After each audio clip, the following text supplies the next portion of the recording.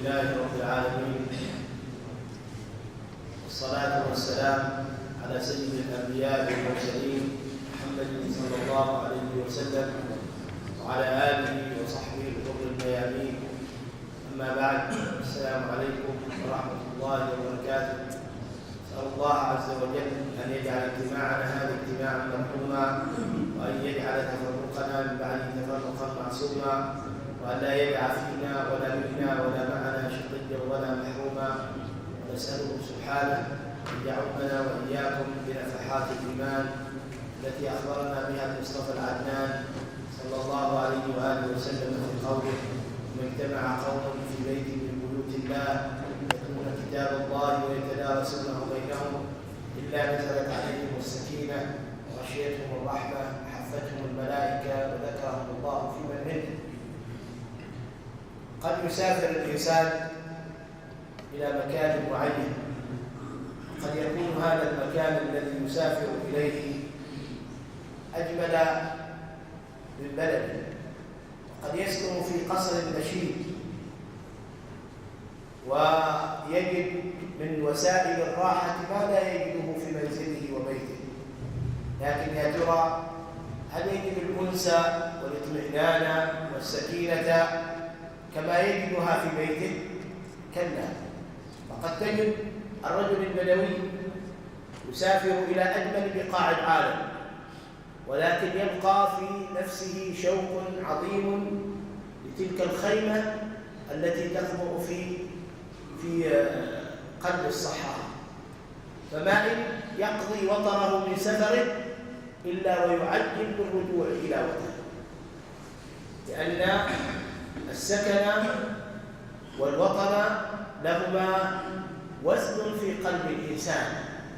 ولهذا قال رسول الله صلى الله عليه وسلم عندما أخرج من مكة المكرمة، قال عليه الصلاة والسلام: والله إنك لأحب البلاد إلي، ولولا أن قومك أخرجوني منك ما خرجت.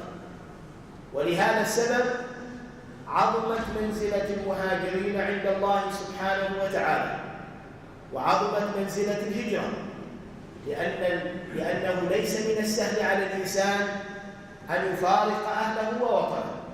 قال الله عز وجل: فاستجاب لهم ربهم أني لا أضيع عمل عامل منكم من ذكر أو أنثى بعضكم من بعض، فالذين هاجروا وأخرجوا من ديارهم وأوذوا في سبيلي وقاتلوا وقتلوا لأكفرن عنهم سيئاتهم ولأدخلنهم جنات تجري من تحتها الأنهار ثوابا من عند الله والله عنده حسن الثواب. لهذا لن نستطيع مهما علمنا أن نصل إلى منزلة المهاجرين في العموم، لأننا لم نحظى بهذه الخمسة الأشياء. فالذين أخرجوا من ديارهم وأوذوا في سبيلي وقاتلوا وقتلوا، هذه 4 أشياء لم نفعلها نحن، فلذلك عظمت منزلتهم لأنهم أخرجوا من ديارهم. ولهذا السبب أذن الله سبحانه وتعالى للمؤمنين الأوائل بالقتال في سبيل الله. أذن للذين يقاتلون بأنهم ظلموا وإن الله على نصرهم لقدير، الذين أخرجوا من ديارهم بغير حق إلا أن يقولوا ربنا الله. وبهذا السبب أيضا أذن الله عز وجل بالقتال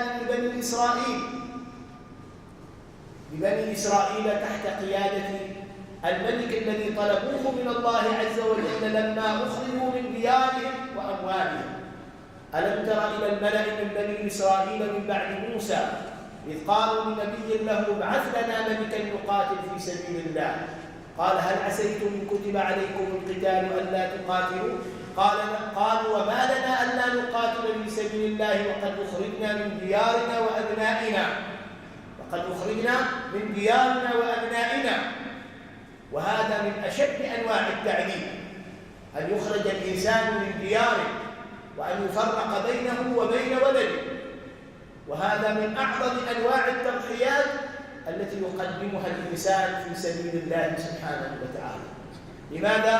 لأنه بذلك قد حرم الاستقرار وحرم الأمن وحرم وحرم الطمأنينة وحرم السكينة. قال الله عز وجل: والله جعل لكم من بيوتكم سكنا. والله جعل لكم من بيوتكم سكنا، فهو آية من آيات الله سبحانه وتعالى أن جعل لنا في بيوتنا السكينة والطمأنينة والاستقرار. ولهذا من الله عز وجل على قريش بأن أمنهم في ديارهم والناس من حولهم يتخطفون، لإلاف قريش لإلافهم رحلة الشتاء والصيف فليعبدوا رب هذا البيت الذي أطعمهم من جوع وآمنهم من خوف. فإذا كان البيت بهذه المثابة من المكانة بأنه محل السكن ومحل الطمأنينة، يسكن فيه الإنسان إلى ولده، ويسكن فيه إلى خله وزوجه، ويواري عورته، ويسد خلته، ويطمئن فؤاده، ويوجد عنده الاستقرار، فماذا على الإنسان أن يفعل؟ الكثير من البيوت في الحقيقة قد لا تؤدي هذا الغرض، إنما تؤدي بعض الأغراض. نعم، قد تواري عورة الإنسان، قد يسكن فيها الإنسان، ولكن سكنى جسدية وليست سكنى قلبية. كثير من الناس يتضايق عندما يرجع إلى بيته، ويرتاح عندما يخرج من البيت، والقليل من الناس أيضا يتضايق عندما يخرج وتسكن نفسه ويرتاح عندما يرجع. ما الذي غير الآية؟ الأصل أن البيت يكون محلا للسكينة والاستقرار والطمأنينة والراحة النفسية. ما الذي غيره وبدل في الأوضاع؟ لأن الكثير من الناس لم يهتموا بإصلاح بيوتهم. والبيوت في الحقيقة إن صلحت كانت مصنعا للرجال ومنطلقا للأبطال وشعاعا لنور الهدى والخير بإذن الله عز وجل. وإن فسدت البيوت فسد المجتمع بالتالي، لأن كل شيء في هذا الكون له نواة، ونواة المجتمع هي البيوت. نواة المجتمع هو البيت.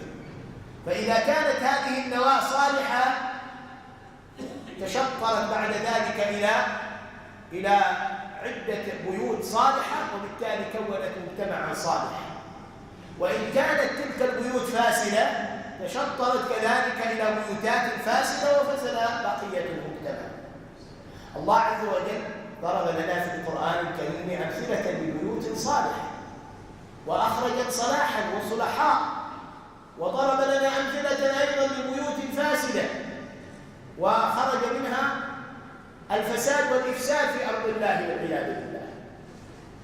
يقول الله عز وجل: إن الله اصطفى آدم ونوحا وآل إبراهيم وآل عمران على العالمين، ذرية بعضها من بعض، والله سميع عليم.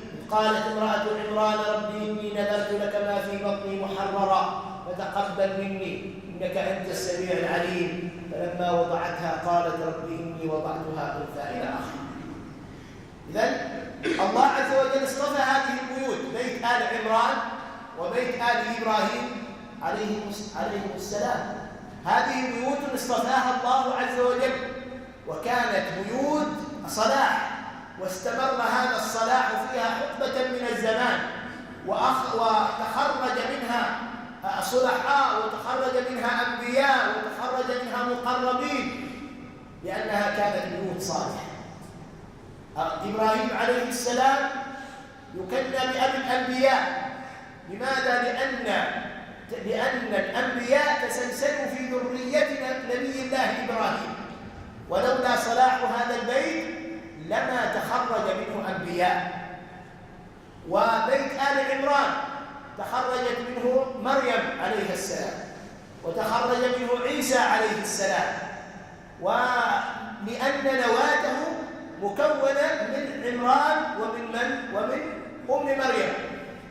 لهذا استنكر قوم مريم وأهلها، استنكروا منها لما رأوا أنها أتت بطفل. ماذا قالوا لها؟ يا مريم لقد جئت شيئا فريا، ما كان أبوك امرأ سوء وما كانت أمك بغيا. إذا ما يصلح ما دام البيت صالح، أبوك لم يكن من أهل البغاء وأمك لم تكن من أهل البغاء والفساد، إذا لا يمكن أن تكوني أنت شاذة من هذه المجموعة. فاستنكروا منها لأنهم يعلموا أن هذا البيت بيت صلاح، ولا يمكن أن تشد هذه المرأة فتأتي بالفساد وتأتي بالطفل من غير أب. وأيضا في آية أخرى يعني نسبوها إلى من؟ إلى يا أخت هارون، يا أخت هارون. لماذا؟ لأن هارون أيضا كان من أهل الصلاح والتقى. فإذا من تسلسل من ذرية هارون ومن تسلسل من ذرية الصلحاء فلا يليق به إلا أن يكون صالحا. هذا هو الأصل فيه. وذكر الله عز وجل في معرض حديثها عن قوم لوط: فأخرجنا من كان فيها من المؤمنين فما وجدنا فيها غير بيت من المسلمين. هذا البيت مكون من عدة أفراد: من النبي لوط عليه السلام ومن ابنتيه ومن زوجته. شبت الزوجة إلا عجوزا في الغابرين. ثم بقية أفراد البيت نجاهم الله سبحانه وتعالى لأنهم كانوا صلحاء. وعندنا في عمان بيوت تسلسل فيها الخير آمال متعددة: بيت الإمام ناصر بن مرشد ومن تبعه من الأئمة والصلحاء والفقهاء والعلماء، بيت اليعارب تسلسل فيه الصلاح والتقوى والأئمة فترة طويلة من الزمان. بيت آل مداد تسلسل فيهم الصلحاء والقضاء والعلماء فترة طويلة من الزمان. بيت آل الرحيل الذين ينتسبون إلى سيف بن هبيرة، الرحيل بن سيف بن هبيرة، محبوب بن الرحيل بن سيف بن هبيرة، محمد بن محبوب بن سيف بن هبيرة، ثم سعيد بن عبد الله وبشير، ثم بعد ذلك سعيد بن عبد الله بن محمد بن محبوب بن الرحيل بن سيف بن هبيرة. يعني عائلة آل الرحيل تسلسل فيها الصلاح والتقى، علماء وأئمة وصلحاء وأتقياء، بيوت مباركة. وبجانب هذا أيضا توجد عوائل إن ذكرت فلا تذكر إلا بماذا؟ إلا بالفساد وإلا بالظلم وإلا بالغش، ربما قليلة بأكملها يتسلسل فيها الفساد والظلم يتوارثوه حقبة من الزمان والعياذ بالله تعالى. إذن لهذا على الإنسان إن أراد أن يتناسل وأن يتبارك وأن يتسلسل الخير في بيته وفي ذريته فماذا عليه؟ عليه أن يهتم بإصلاحه. لهذا دعاء الأنبياء ما كانوا يدعون بأن الله يبارك في أولادهم، وإنما دعاء الأنبياء دائما أن يبارك الله في ماذا؟ في ذرياتهم. يقول الله عز وجل على لسان إبراهيم عليه السلام: رب اجعلني مقيم الصلاة وإيش؟ قال ومن ذريتي ربنا وتقبل دعاء. وذكر الله سبحانه وتعالى في دعاء الصالحين: ربنا هب لنا من أزواجنا وإيش؟ وذرياتنا قرة أعين واجعلنا للمتقين إماما. لأن الذرية هذه تشمل الأولاد وأولاد الأولاد وهكذا وإن نزلوا. لما جاءت البشارة للنبي إبراهيم عليه السلام بالولد وبشرناه بإسحاق، ومن وراء إسحاق إيش؟ يعقوب، مع أن يعقوب ليس ولدا لإبراهيم وإنما هو لإبراهيم عليه السلام، وإنما هو إيش؟ ابن ابنه، ولكن لأنه من ذريته لذلك بشر به. لأن الأنبياء لا يريدون الصلاح أن يكون في سلسلة واحدة، وإنما يريد أن يتسلسل هذا الخير في بيوتاتهم بإذن الله سبحانه وتعالى. فيا من تريد أن يتسلسل الصلاح في بيتك عليك أن تهتم بهذا البيت. ما معقول تهمل بيتك ثم تدعو اللهم أصلح لي ذريتي؟ لا، أصلح لي ذريتي هذا قول يحتاج إلى عمل. اعمل ثم الله عز وجل سيستجيب دعاءك. أما أن لا تعمل، أنك تدعو تقول يا أخي أنا دائما أدعو الله عز وجل يصلح بذريتي، وذريتي ما اصطلحوا لأنك لن تعمل. فلا يكفي الدعاء مع عدم ماذا؟ مع عدم العمل. النبي صلى الله عليه وسلم ما كفى أن يطلب من الله أن ينصره، وإنما نزل في ميدان المعركة وقاتل، فلما قاتل هنا نصره الله سبحانه وتعالى. أما لو لم يقاتل لن ينصر، لأنه لا يكفي في مجال الدعاء أن تدعو ثم لا تتحرك في الواقع عمليا. أريد أن نتدارس وإياكم بعض الوسائل التي تعيننا على إصلاح البيوت. الوسيلة الأولى التي ينبغي أن نهتم بها إذا أردنا إصلاح بيوتنا أن نؤسس بيوتنا على تقوى من الله. يقول الله عز وجل: أفمن أسس بنيانه على تقوى من الله ورضوان خير أم من أسس بنيانه على شفا جرف فانهار به في نار جهنم والله لا يهدي القوم الظالمين. يؤسس بنيانه على الربا، يؤسس البنيان على الاحتيال، يؤسس البنيان على الخداع، يؤسس البنيان على الاتصال بأموال الآخرين، بأموال الأيتام، لأموال الغياب، لأموال الأوقاف، لأموال الناس الآخرين، ثم بعد ذلك يريد أن يبارك الله عز وجل في ذريته. هذا لا يمكن. اللقمة الحرام يقذفها الرجل في جوفه تحجب عنه الدعاء ولا تقبل صلاة 40 يوما والعياذ بالله. وما نبت من السحت فالنار فالنار أولى به. لأن النبي طابقين يوم تشوفه بتقول بيت حد من الملوك، وفي النهاية قال لك هذا مستقرض من البنك الربوي، مقترض من البنك الربوي، أو أنه مقترض وهو ليس له ما يفي به هذا القرض، وإنما هو احتيال وغش وخداع. درهم ربا يأكله الرجل وهو يعلم أشد عند الله من 36 زنية، فكيف عاد 100,000 و200,000 وذلك 100,000؟ هذا درهم واحد. لعن الله آكل الربا وموكله وشاهديه وكاتبه، قال كلهم سواء، بيت تلاحقه اللعنة في كل وقت وكل حين، كيف سيبارك فيه وفي أهله؟ تلاحقه اللعنة. الله عز وجل لا ينظر إليه. بيت محجوب عنه نظر المولى سبحانه وتعالى، بيت لا تتنزل فيه الرحمات ولا تنزل فيه البركات، فكيف سيتبارك أهله وذريته؟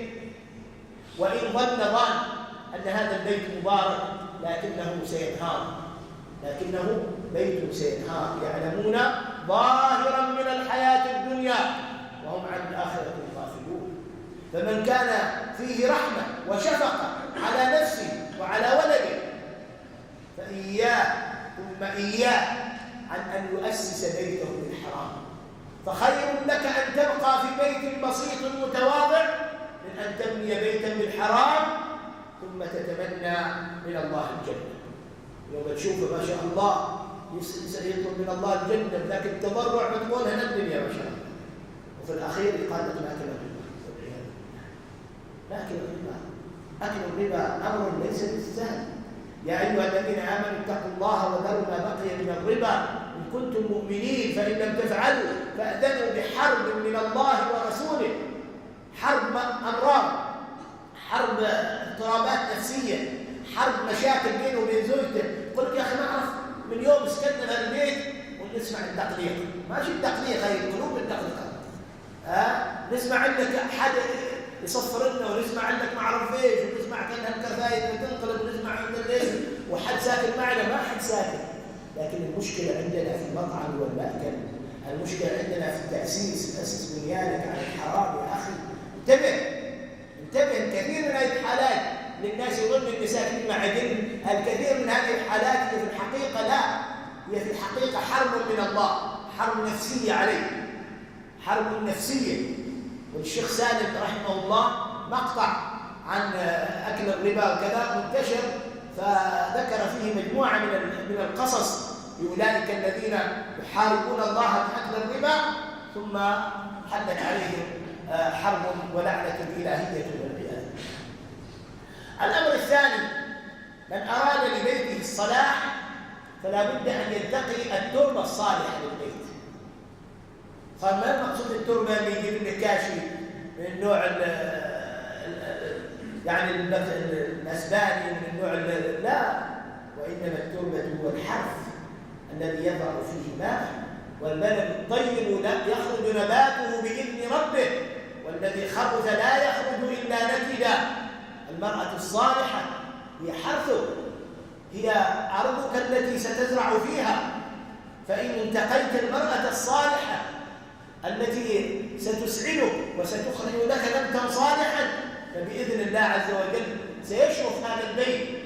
وأوصيت أبنائك وربيتهم على انتقاء المرأة الصالحة، وإن كانت دون المقاييس في الجمال، فإن ذلك الصلاح سيتسلسل في ذريتك. ولذلك كان الصالحون هذا دأبهم. عمر بن الخطاب تعرفون قصته المنتشرة لما كان يعس في الليل فوجد بيتا، البنت تقول لأمها أو الأم تقول لابنتها خذي اللبن بالماء، فقالت إن أمير المؤمنين قد نهى عن هذا، فقالت وأين أمير المؤمنين لا يسمعنا، وعمر يسمع هذا الحديث، ثم وضع علامة على هذا البيت، فطلب من ابنه عاصم في الصباح أن يذهب ليخطب هذه المرأة، قال إني لأرجو أن يخرج الله من صلبها من يملأ الأرض عدلا بعد أن تملأ ظلما. وفعلا هذه المرأة تزوجها عاصم بن عمر بن الخطاب، ثم أنجبت بنت، وهذه البنت تزوجها عبد العزيز بن مروان، فأنبتت له نباتا طيبا، وهو من؟ وهو عمر بن عبد العزيز بن مروان. عبد العزيز بن مروان وبقية شبكة لم يكونوا هكذا، ولكن الله عز وجل خرج عمر. لماذا؟ لأن عمر أمه كانت إيش؟ كانت صالحة، جاءه الخير من قبل الأم، فأخرجت عمر بن عبد العزيز خامس الخلفاء الراشدين رحمه الله ورضي عنه. وذكرنا في بعض الجلسات قصة محمد بن محبوب عندما ذهب إلى شيخ المسلمين موسى بن علي الأزكوي رحمه الله ليخطب ابنته، فقال موسى بن علي لخادمته انتقي لضيفنا واحدة من الثلاث، كان عنده 3 بنات، فقالت أمهلني إلى الغد، فأعطت كل واحدة شيئا وقالت لها ضعيه معك. فالصباح سألتها ايه انت اللي احتاجش لها؟ هذه قالت انا صرفت، هذه قالت كلت، وانت واحده منهم قالت هذا الذي اعطيتني اياه. لماذا لم تفعلي مثل اخواتي؟ قالت لانك لم تأذني لي بان اصرف.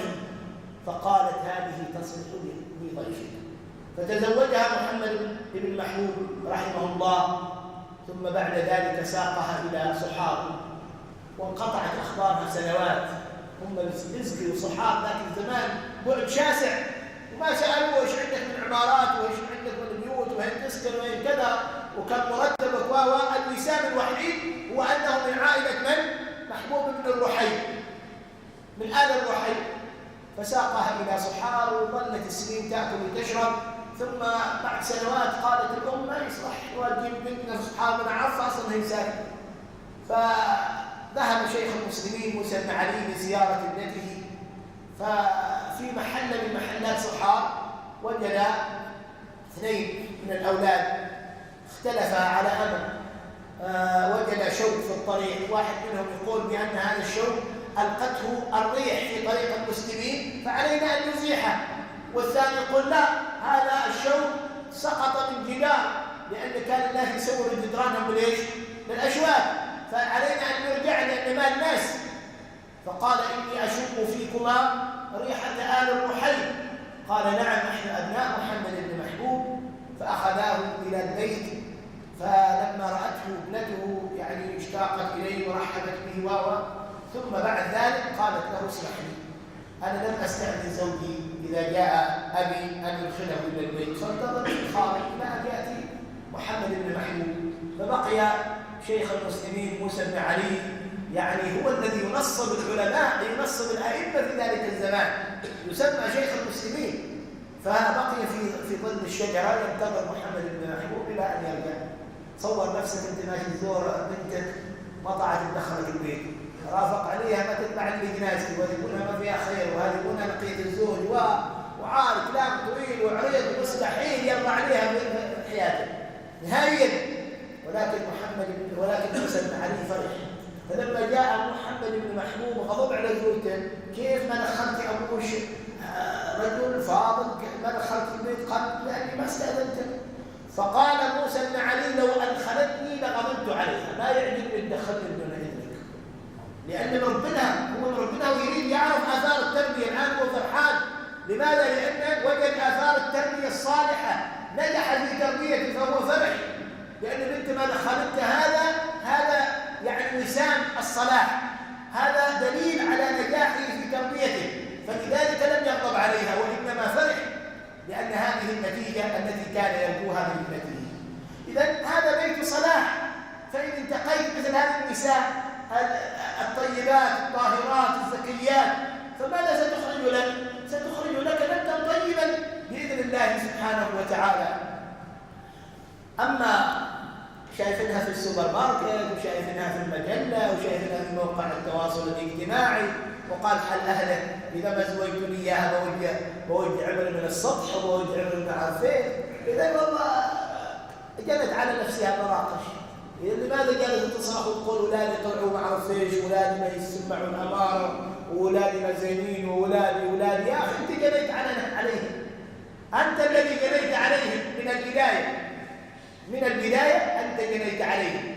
من زرع حظا ماذا سيجني؟ سيجني حظا. ومن زرع عودا سيجني عودا طيبا وريحا طيبة. والنبي عليه الصلاة والسلام قال الدنيا متاع وخير متاعها المرأة الصالحة. وقال بعض العلماء في تفسير قول الله عز وجل ربنا آتنا في الدنيا حسنة، قال الحسنة في الدنيا هي المرأة الصالحة. الحسنة في الدنيا هي المرأة الصالحة. وقال صلى الله عليه وسلم تنكح المرأة لأربع: لجمالها ولنسبها ولحسبها ولدينها. هي تختار اللي تختاره ما يتحصل. اخترت النسب تروح ما تحصل نسب، لكن يمكن ما تحصل يمكن ما تحصل دين، ما تحصل نسب، لكنك ما تحصل دين. لماذا؟ لأنك هذا اختيارك أنت. ما بغى أصلا من البداية لما أسست البيت ما أسست على أنك تريد صلاح، أنت تريد نسب فحصلته، تريد جمال فيطلعوا أولادك وبناتك ما شاء الله جميلين، لكن في النهاية جمال بدون أخلاق إيش فايدة؟ الجمال بدون دين إيش فايدة منه؟ فأنت اخترت هذا اختيارك، تريد يعني شكل، هذا اختيارك كله اعطاك على ما تريد. انت تريد مال بتحصل مال من وراءها، وربما ايضا يعني يتسلسل المال في ذريته، لكن بعدين ماذا نفعهم المال؟ لكن ان اعطيتهم الدين ان الله عز وجل عليك ولقيت مرأة عندها كل هذه المقاييس، جمال ومال ودين ونسب وحسب، هذه قريبة الدنيا والآخرة إذا حصلت بكل هذه المقاييس. لكن ما دائما تحصل كل هذه المقاييس. إذا ما حصلت كل هذه المقاييس تتنازل عن إيش؟ تتنازل عن الدين أم تتنازل عن الأخلاق؟ يقول النبي صلى الله عليه وسلم إذا خطب إليكم الكفء فزوجوه فنعوذ بالله من بؤر إيش؟ من بؤر الجنة. يا إخوان لا بد أن نلتقي عند الزواج، لا بد أن نلتقي عند الزواج، ولا بد أن نلتقي بأبنائنا ونربيهم على المقاييس التي تخرج لهم نبتا صالحا تقيا وفيا بإذن الله سبحانه وتعالى. الله عز وجل ذكر مواصفات النساء الصالحات: عسى ربه إن طلقكن أن يبدله أزواجا إيش؟ خيرا منكن، مسلمات مؤمنات قانتات تائبات عابدات سائحات. إما أن تكون ثيب وإما أن تكون بكر. هذا إما أن تكون ثيبات وأبكارا، لا من الثيبات أو من إيش؟ أو من الأبكار، لكن هذه الصفات: مسلمات مؤمنات قانتات تائبات عابدات سائحات ثيبات وأبكار. فانتقي هذه المقاييس بإذن الله سبحانه وتعالى. لن يخيب الله مسعاه، لن يخيب الله عز وجل مسعاه. الوسيلة الثالثة أن نربي أهل بيتنا على الحشمة والحياء والطهارة والنقاء. الحياء شعبة من الإيش؟ الحياء شعبة من الإيمان، والحياء خير كله. الإيمان 69 شعبة، أعلاها كلمة لا إله إلا الله، وأدناها إماطة الأذى عن الطريق، والحياء شعبة من الإيمان. فجاءته إحداهما تمشي على استحياء، قد كان صلى الله عليه وسلم حيي، كان حيي عليه الصلاة والسلام أشد من المخدرة في خدرها صلى الله عليه وسلم. اليوم يا أخوان أصبح في البيت كثير من الآباء لا يربون أبنائهم على الحياء والحشمة، فلذلك يتربوا على إثارة الشهوات بعضهم البعض. تلقى ولد ما شاء الله في الإعدادية، ولد كبير في الثانوية في 12 ولابس اللحاف أمام أخواته. هل هذا تربية على الحياة؟ قال لك يا أخي تراهم كلهم أخوة. إيه صحيح، لكن الشيطان ما يعرف أخوة، الشيطان يعرف إثارة الفتن. وما تيجي البنت لابسة لها لباس النور، زنونها شاور أو أنت أخوتها، ما هكذا يا أخي. أنت الآن تتعامل مع مراهقين، تتعامل مع شهوات تغلي، فبالتالي هذه التربية الآن ستفسد عليك البيت من الداخل. وكم من حالات صار فيها زنا المحارم والعياذ بالله بين الإخوان. النبي صلى الله عليه وسلم ماذا كان يقول؟ قال وفرقوا بينهم في المضاجع. لماذا نفرق بينهم في المضاجع؟ حتى لا نثير شهواتهم، حتى لا تتوقع هذه يعني الإثارات الكامنة. فبالتالي أحيانا بعض الآباء هو الذي يفسد بيته، يخربون بيوتهم بأيديهم. يجلس لك أمام شاشة التلفزيون هو وبناته وأولاده يشاهد المسلسل، والمسلسل فيه من الدعارة ما فيه. هل هذه تربية على الحياة؟ هذه تربية على ماذا؟ على الخلاعة والوجود والعياذ بالله. الأم ترقص هي وبناتها في العرس، يرقصن رقصات مايعة، رقصات ميوعة، رقصات خلاعة أمام ماذا؟ أمام ابنتها. ثم البنت تتعلم، وبعض النساء تتفاخر أن بنتها ما شاء الله تعلمت الرقص. إذن هو الآن تفسد أنت بيتك بنفسك والعياذ بالله. الوسيلة الرابعة أن نربي أهل بيتنا على التعاون والتآزر والتآلف والمحبة فيما بينهم. وتعاونوا على البر والتقوى ولا تعاونوا على الإثم والعدوان. بعض الآباء يا إخوان ما يهتم بغرس المحبة بين الأولاد، ربما كان هو وسيلة من وسائل غرس البغضاء بين الأولاد. بسبب ماذا؟ يخص هذا بالعطية، ويخص هذا بالمحبة، ويخص هذا بالتقريب. قال كلكم ما فيكم خير، هذا ولدي بس. إذا أنت الآن طعنت في فؤودتهم وغرست البغضاء على بعضهم البعض. يعني هذاك قرب منا أكثر منا، خلاص هذاك الوسيل ما بيخذ منهم. النبي يعقوب عليه السلام أحب يوسف لأنه توسم فيه النبوة، وأنه سيحمل ميراث النبوة من بعده، فلذلك قربه. لكن هذا أثار مكامن الأخوة الآخرين، فتآمروا عليه كما تعلمون، حتى أنهم ألقوه في الجب واغتصبوه من يد أبيه وفرقوا بينه وبينه سنوات، وبسببهم استعبد، وبسببهم أدخل الجب، وبسببهم دخل السجن، وبسببهم تعذب، وبسببهم حل لهم الكثير والكثير. بسبب ماذا؟ بسبب أنهم شبوا نوع من التفرقة بينهم وبين أخيهم هذا في المحبة. لهذا النبي صلى الله عليه وسلم لما جاء إليه بشير يريد أن يعطي ابنه النعمان، يريد أن يعطيه عطاء، فماذا قال له؟ قال كل ولدك أعطيت مثل هذا؟ قال لا. قال فلا تشهدني على جور. وفي بعض الروايات قال ألا تريد أن يكونوا لك في البر سواء؟ هل تريدهم أن يكونوا ضارين بك جميعا؟ إذا كنت تريد هذا الأمر ما يصلح أنك تفرق بينهم في ماذا؟ في العطية.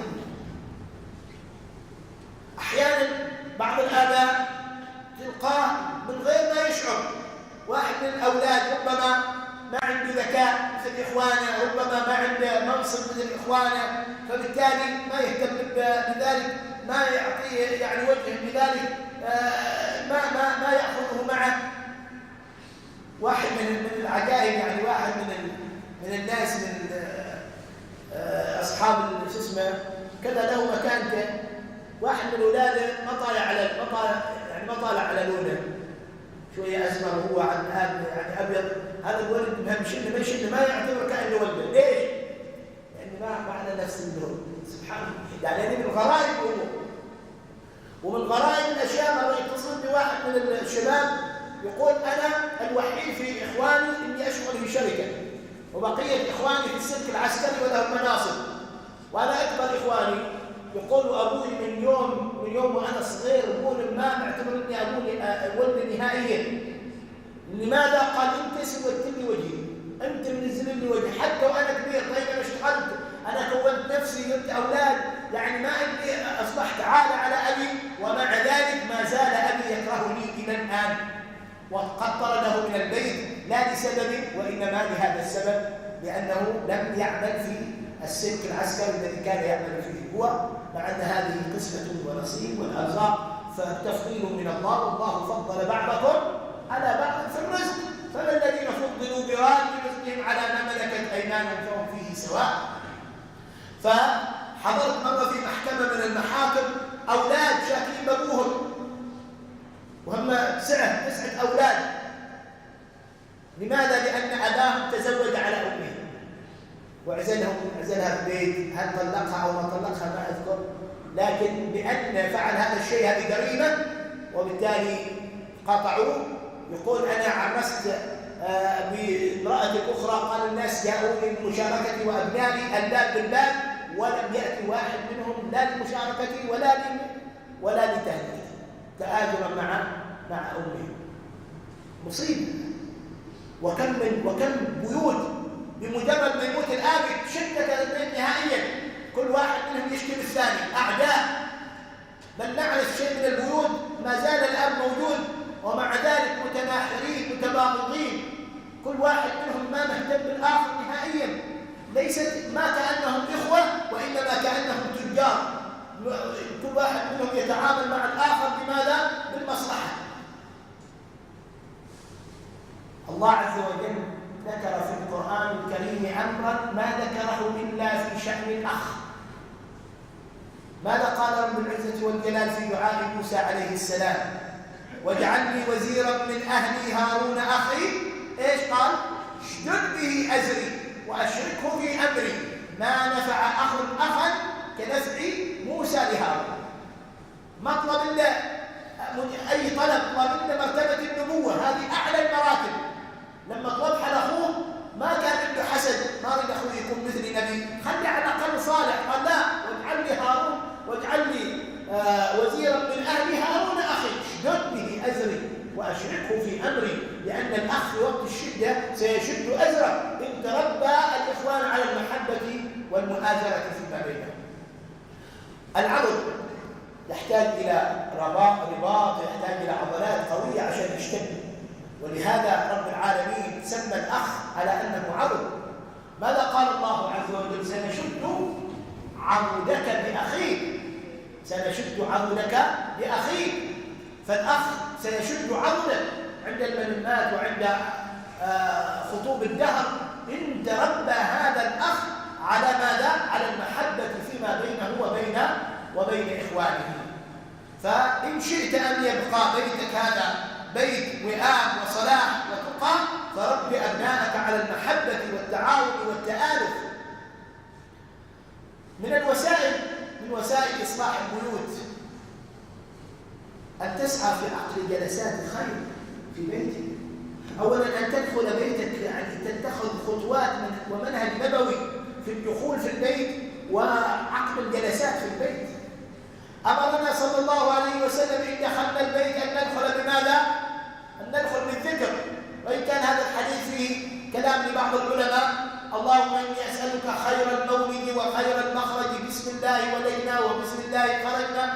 طيب قل بسم الله وادخل إلى بيتك، فإن قلت بسم الله توقفت الشياطين عن الدخول إلى البيت، منعت الشياطين، قفل، لا يستطيعون الدخول معك.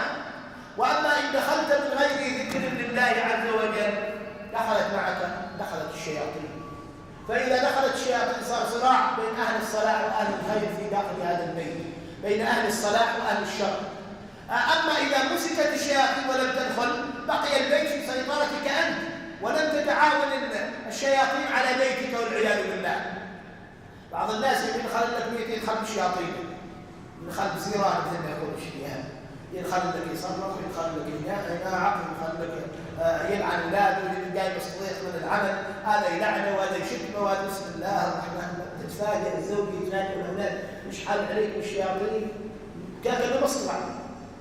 اذا هذا اكيد كل يوم تسمع تصير بينه مشكله، هو وزوجته ولا هو حد من اولاده، حبه يلعنوه، حبه يطردوه، حبه يطلقوه، حد ما عرف ايش، بسبب ايش؟ لانه ما دخل بذكر الله سبحانه وتعالى الى البيت.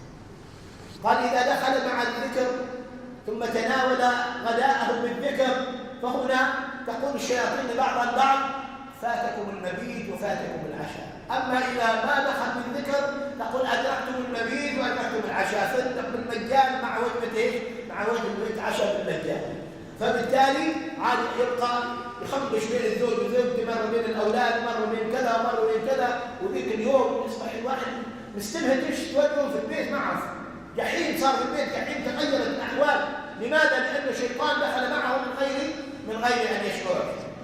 ثم ذهب للمبيت مع زوجته، يكون عاد قضيه الذكر ما اتت على لسانه، فياتي زوجه من غير ذكر، فيخرج منهم شيطان ايضا في تلك الليله من الاطفال والعياذ بالله.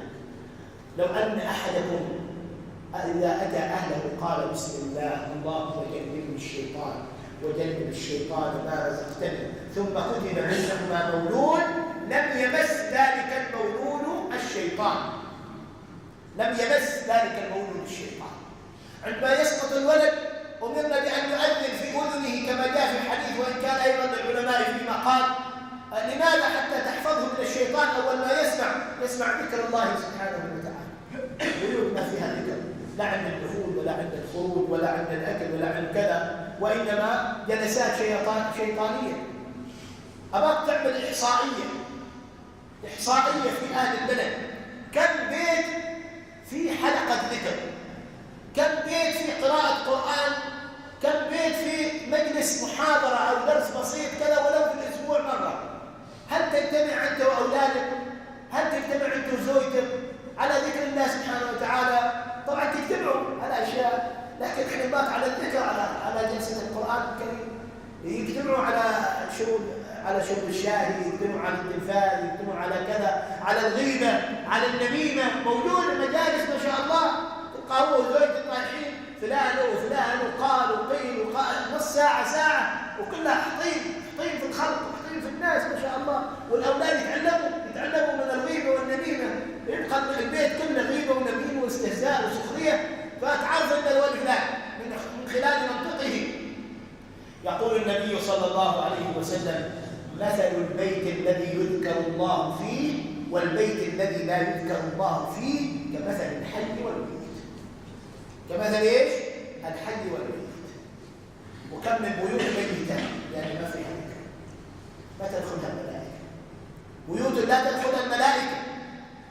واحد من الصحابة مع خيل رابطنها بجنبه وجالس يقرأ القرآن، فحس برجفة وهو يقرأ القرآن، حس برجفة في البيت، والخيل قامت تهتز ترفي،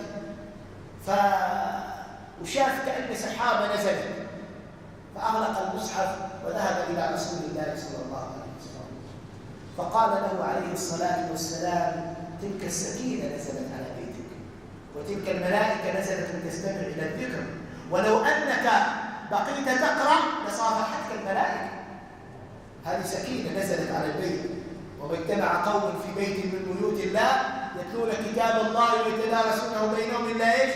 إلا نزلت عليهم السكينة وغشيتهم الرحمة. تلقى بعض الأولاد الشياطين في البيت يقول لك ما تدخل تجنن. ليش؟ لأن ماشي سكينة، ما تنزل عليهم السكينة. ليه تنزل عليهم السكينة؟ ما يسمعوا شيء بسكينة أبدا، لا قرآن لا مجال الذكر إلا تلفاز ومواقع تواصل كلها ربشة. أما هؤلاء قال تنزل تلك السكينة نزلت على بيتك. ما شاء الله. فافتح بيتك يا أخي، افتح بيتك للملائكة، افتح بيتك للملائكة، خليها تدخل، خليها تسمعكم شوية في مثل هذا المجلس ولو مجلس أسبوعي. ربي أولادك على هذه المجالس. ذهبت إلى قرية من القرى قالوا عندنا 9 بيوت فيها أسبوعيا مجالس ذكر معروفة، يجتمعوا مجموعة من أهل القرية في تلك البيوت، في نساء فاتحات بيوتهم ما شاء الله لمجالس الذكر. 9 بيوت مفتوحة هذه أسبوعيا لمجالس الذكر، والناس يتناقلون. قالوا كل بيت موجود فيه مجلس ذكر يومي بإذن الله سبحانه وتعالى. هذا هنا سيخرج الخير والصلاح من بيتك عندما تجتمع أنت وأولادك. ولو يعني اليوم مثلا باكر عاشوراء تصبح أنت وأولادك وزوجتك كلكم ما شاء الله صايمين، أليس هذا من التربية على الصلاح؟ هذا من التربية على الصلاح. النبي صلى الله عليه وسلم ماذا قال؟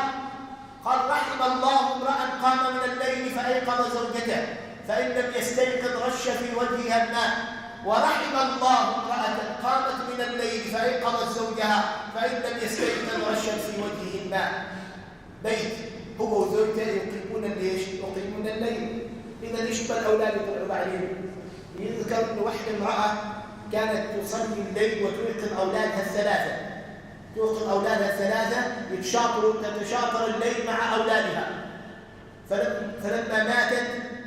لما ماتت قال أولادها ما نترك شيئا عودتنا عليه أمنا، فقاموا يتشاطروا الليل بثلاثتهم.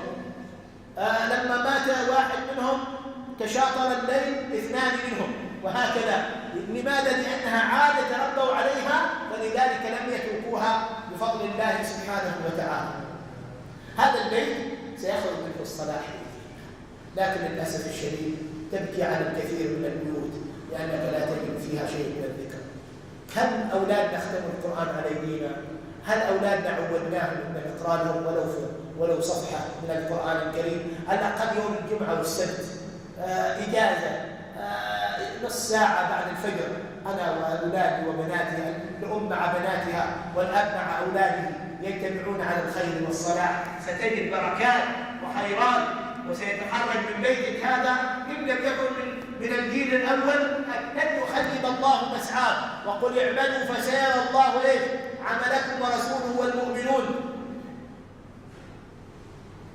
إن الله لا يضيع أجر من أحسن عملا. أيضا من وسائل إصلاح البيوت يا إخوان أن نجنب بيوتنا الصور والتماثيل. النبي صلى الله عليه وسلم قال لا تدخل الملائكة بيت فيه تصاوير. لا تدخل الملائكة بيت فيه تصاوير. تدخل بعض البيوت تظن انها متاحف، هنا صورة كلب وهنا صورة حمار وهنا صورة معرف ايش، صور مجسمة لحيوانات. هذه البيوت لا تدخل الملائكة. طبيعي ما دام ان هذا البيت لا تدخله الملائكة، إذا هذا بيت سيتربى أهله على الفساد، لا تجد فيه صلاح. إن لم تكن أصناما، وإلا وجدت وسائل من وسائل الأصنام. جايبين دش فيه أكثر من 1000 قناة وكلها قنوات داعرة. ثم بعد ذلك يريد لبيته يريد لبيته الصلاح. ألقاه في اليم مكتوفا وقال له إياك أن تبتل بالماء. النبي صلى الله عليه وسلم رأى تصاوير وضعت نمارة السيدة عائشة، فماذا قال عليه الصلاة والسلام؟ قال أنيقي عنا تصاويرك يا عائشة، أنيقي عنا تصاويرك، فإن أهل هذه التصاوير يعذبون يوم القيامة. ومع ذلك نريد بعض الناس اليوم ما شاء الله يعملون ديكورات في داخل البيوت ويصور تصاوير لمناظر غير طبيعية. هي ثلج وحيث حمير وحيث ما اعرف ايش، هذه هي التصاوير الممنوعه، لان هذا نحت يدوي، هذا ممنوع باتفاق العلماء. واما التصاوير الشمسيه ايضا ان كانت لحيوانات وصور ذوات ارواح لا تصح الا مع ايش؟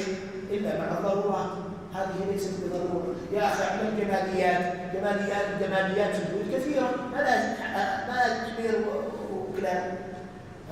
اعمل جماليات اخرى تنفعك ويعني تجمل ناظرك، ولكنها ايضا لا تكسبك اثما عند الله سبحانه وتعالى.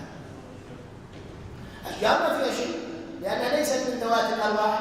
كل جمال ليس من ذوات الارواح جائز فيه، جائز تصويره، سواء مرسومه باليد ولا غير ذلك، ما دامت ليست من ذوات الارواح.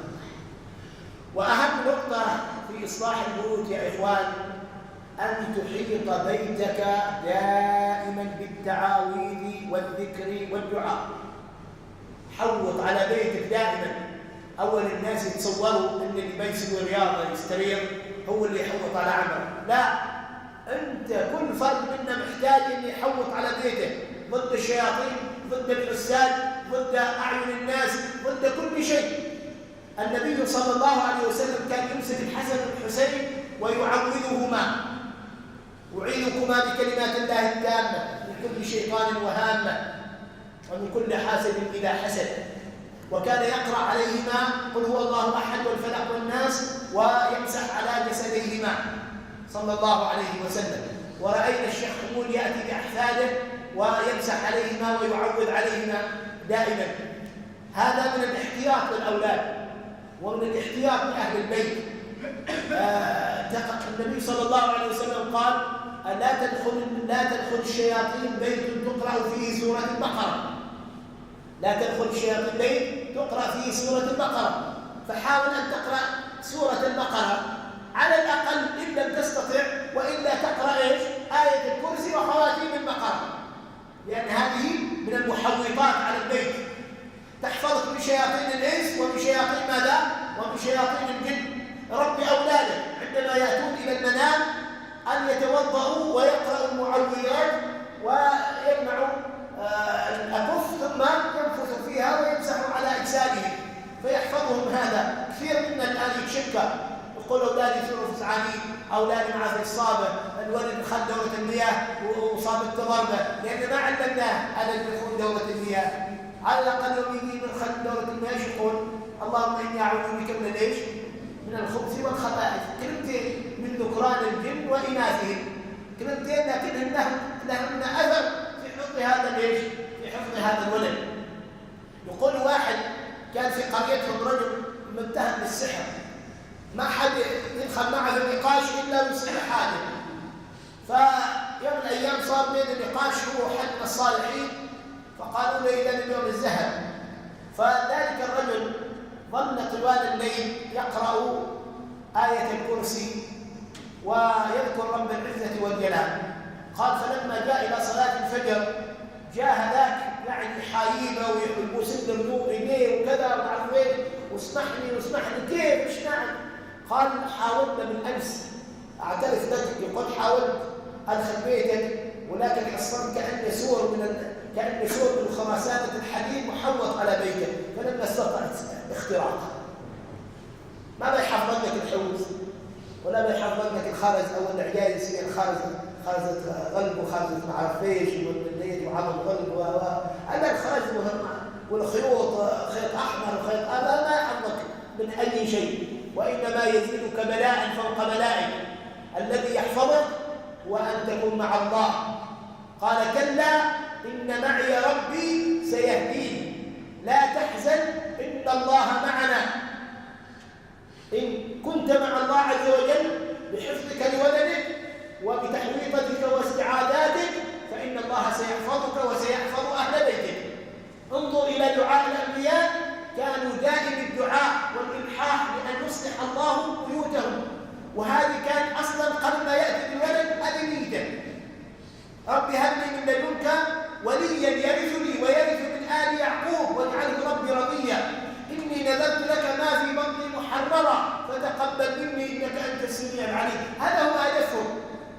ولذلك الله امتن على أحد أنبيائه وأصلحنا له إيش؟ زوجة. فأصلح الله له زوجته. قيل أنه أصلحها لأنها كانت سليقة اللسان، وقيل أصلحها أنها كانت لا تلد فأصلح الله رحمها ليكون صالحا للإنجاب. المهم أصلح الله شأنها فاصطلحت بإذن الله سبحانه وتعالى. فاسعى، هذه مسؤولية عظيمة يا إخوان والقاء على عاتقنا. الله سيسألنا عنها، سيسألنا عن بيتنا. ما يسألك عن نفسك وبس، لا، المؤمن ما مسؤول عن نفسه، مسؤول عن نفسه وعن أهل بيته. ومن قوم موسى أمة يهدون بالحق وبه يعدلون. وقال الله عز وجل والذين يمسكون بالكتاب وأقاموا الصلاة إنا لا نضيع أجر، مش قال الصالحين، قال المصلحين. ألا تريد أن تجتمع أنت وأولادك وزوجتك في الجنة مع بعض؟ ألا تفرح عندما تجتمع أنت وإياهم تطلب من الله كلهم في الجنة، فتطلب من الله يرفع عنك الأول، يرفع عنك زوجتك، فتكون أنت وإياهم على الأرائك ينظرون. ألحقنا بهم ذريتهم وما ألتناهم من عملهم من شيء. هذا لن يتحقق يا إخوان إلا بالاهتمام بالبيوت. وكلكم راع وكلكم مسؤول عن رعيته. إن الله سائل كل راع عما استرعاه حفظ أم ضيع. أسأل الله سبحانه وتعالى أن يعينني وإياكم على إصلاح أنفسنا وإصلاح بيوتنا. اللهم اغفر لنا ذنوبنا وكفر عنا سيئاتنا وتوفنا مسلمين والحقنا بالصالحين. اللهم إنك عفو كريم تحب العفو فاعف عنا. اللهم اغفر للذين تابوا واتبعوا سبيلك وقهم عذاب الجحيم. ربنا هب لنا من أزواجنا وذرياتنا قرة أعين واجعلنا للمتقين إماما. ربنا اجعلنا وأبنائنا أن نعبد الأصنام. ربنا اجعلنا مقيم الصلاة من ذرياتنا. ربنا وتقبل دعاء. صلى الله على سيدنا محمد وآله. السلام عليكم ورحمة الله وبركاته.